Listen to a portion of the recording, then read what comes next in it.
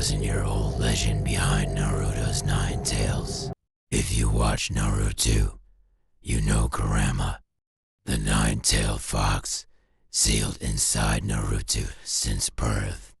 Terrifying, destructive, unstoppable, what started as a monster became one of the most beloved characters in anime history. But here's what most Naruto fans don't know. Kurama wasn't invented by Masashi Kishimoto. The 9-tailed fox existed in Japanese mythology for over 1,000 years before Naruto was ever written. And the real story is even darker than anything in the anime. Before we get into the real mythology, I want to give you some context. Kishimoto, the creator of Naruto, has been open about drawing from Japanese folklore and Shinto religion when building his world. The tailed beasts, the chakra system, the jutsu names, almost all of it has roots in real Japanese belief, but none of it runs deeper than Kurama, because the 9-tailed fox isn't just a story. In Japan, it is a religion. Part 1. The real Kitsune. In Japanese, the word Kitsune simply means fox. But in folklore, a Kitsune is something far more than an ordinary animal. Japanese folklore states that Kitsune become stronger and wiser as they age while gradually growing more tails, since the number of tails they have directly correlates to their age and power. Kitsune with 9 tails are held in the highest regard. Think about that for a moment, a creature that earns its power over centuries, that grows 9 tails only after living for 1,000 years. Once a Kitsune reaches 1,000 years of age and grows its 9th and final tail, its fur turns gold and it becomes a Tenko, a celestial fox, making itself equivalent to a god. A god, not a monster, a divine being. And this is where Naruto gets fascinating, because Kurama starts the story as a monster, feared, hated, locked away, but by the end, he becomes something divine, something that saves the world. That arc, monster to god, is exactly what the real Kitsune mythology describes. Part 2. The shrine that still exists. Here's something that will blow your mind. The Kitsune isn't just mythology from a dusty old book. People still worship it today. In Kyoto, Kitsune serve as sacred messengers at Fushimi Inari Shrine, maintaining their association with the deity Inari since the 8th century. The Fushimi Inari Shrine in Kyoto, built in the year 711 AD, is one of the most visited shrines in all of Japan. Thousands of torii gates, thousands of fox statues, millions of visitors every year, all paying respects to the fox spirit, to the Kitsune. When Naruto talks about the 9-tailed fox attacking the Hidden Leaf Village, in the real world, fox spirits were considered so powerful that entire shrines were built specifically to keep them appeased, not to cage them, to worship them, because an angry Kitsune was believed to bring disaster. Part 3. The dark side of the Kitsune. But not all Kitsune were divine protectors. While many recognize the Kitsune's ability to shape-shift and control fire, Japanese folklore also focuses on the fox's reputation for trickery and deception, their ability to fool the senses and create illusions often gives them a bad reputation in the original legends. The evil Kitsune, called a Yako, was something else entirely. In most stories, an evil fox takes the form of a woman so as to manipulate powerful men. There are records of Kitsune possessing people, taking human form, infiltrating royal courts, destroying kingdoms from the inside.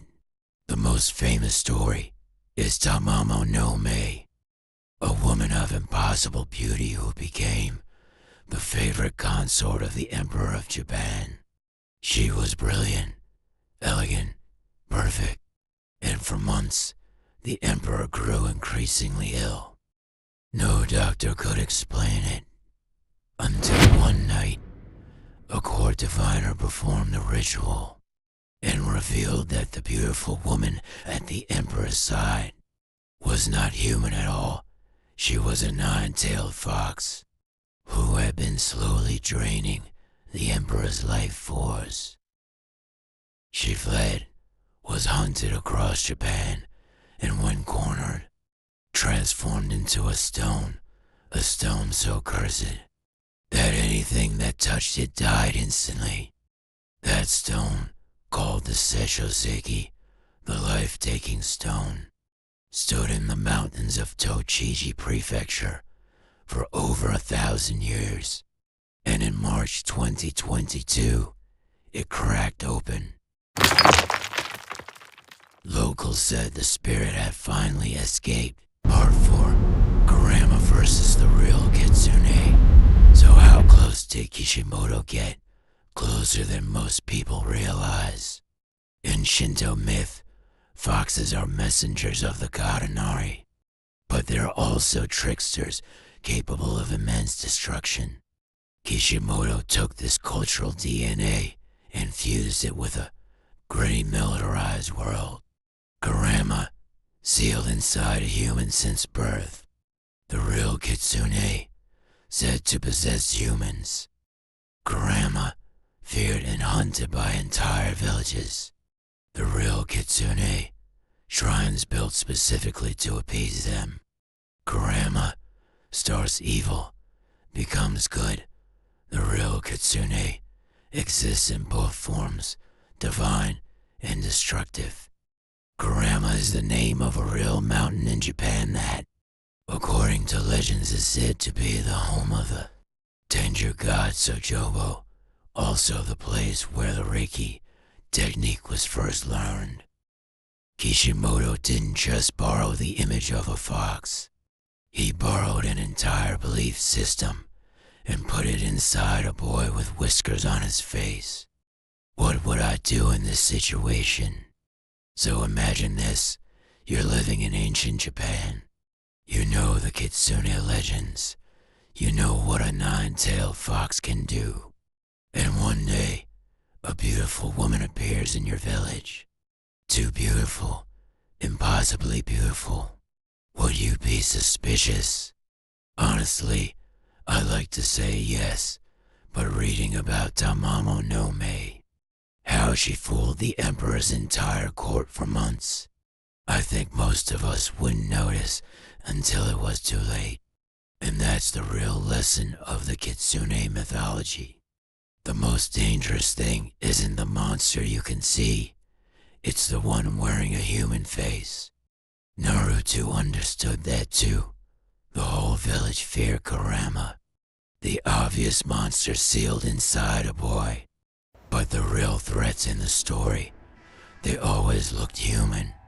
The life-taking stone cracked open in 2022. Scientists said it was erosion. Water seeping into cracks.